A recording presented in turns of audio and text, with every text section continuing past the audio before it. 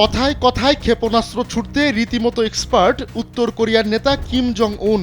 তাই উত্তর কোরিয়াকে জমের মতো ভয় পায় যুক্তরাষ্ট্র। সেই উত্তর কোরিয়ার সঙ্গেই গেল কয়েক বছর ধরে রাশিয়ার মাখামাখি বেড়েছে। ইউক্রেন যুদ্ধ দুই দেশের মধ্যে বন্ধুত্বের এক নতুন দিগন্তের সূচনা করেছে। রাশিয়া যখন চোখে অন্ধকার দেখছিল, তখনই হঠাৎ করে অস্ত্র দিয়ে মস্কোর সাহায্যে এগিয়ে আসে পিয়ংইয়ং। সাবেক মার্কিন প্রেসিডেন্ট ডোনাল্ড ট্রাম্প উত্তর কোরিয়ার নেতা কিমের সঙ্গে সম্পর্ক উন্নয়নের চেষ্টা করেছিলেন, কিন্তু সেই প্রচেষ্টা খুব একটা সফল হয়নি। তবে সাম্প্রতিক বছরগুলোতে প্রতিবেশী রাশিয়ার সঙ্গে নিজে থেকেই সম্পর্ক উন্নয়নের চেষ্টা করছে উত্তর কোরিয়া।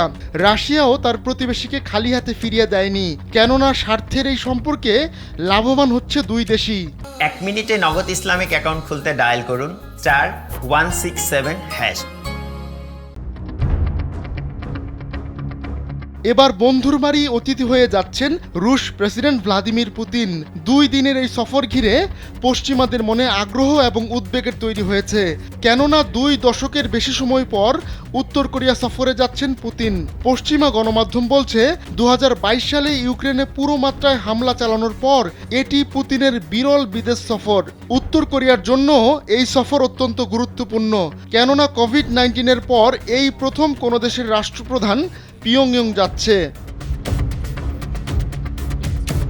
পশ্চিমা বিরোধী মনোভাব আর ইউক্রেন যুদ্ধ দেশ দুটিকে কাছে এনেছে। পুতিনের এই সফর 2 দেশের সম্পর্ককে আরও মজবুত করবে এমনটাই বিশ্বাস বিশ্লেষকদের।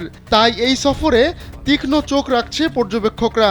কিমের দেশের সফর শেষে ভিয়েতনামে যাবেন পুতিন, সেখানেও 2 দিনের সফর করবেন রুশ প্রেসিডেন্ট। বলা হচ্ছে যুক্তরাষ্ট্রকে খেপিয়ে তুলতে কমিউনিস্ট শাসিত দেশটি সফর করবেন পুতিন। সাম্প্রতিক মাসগুলোতে উত্তর কোরিয়ার বিরুদ্ধে গুরুতর অভিযোগ তুলেছে যুক্তরাষ্ট্র, দক্ষিণ কোরিয়া ও অন্যান্য দেশ। তাদের অভিযোগ, রাশিয়াকে তার যুদ্ধ প্রচেষ্টায় গুরুত্বপূর্ণ সামরিক সহায়তা দিয়ে যাচ্ছে উত্তর কোরিয়া। মস্কোর বিরুদ্ধেও অভিযোগ আছে পশ্চিমাদের।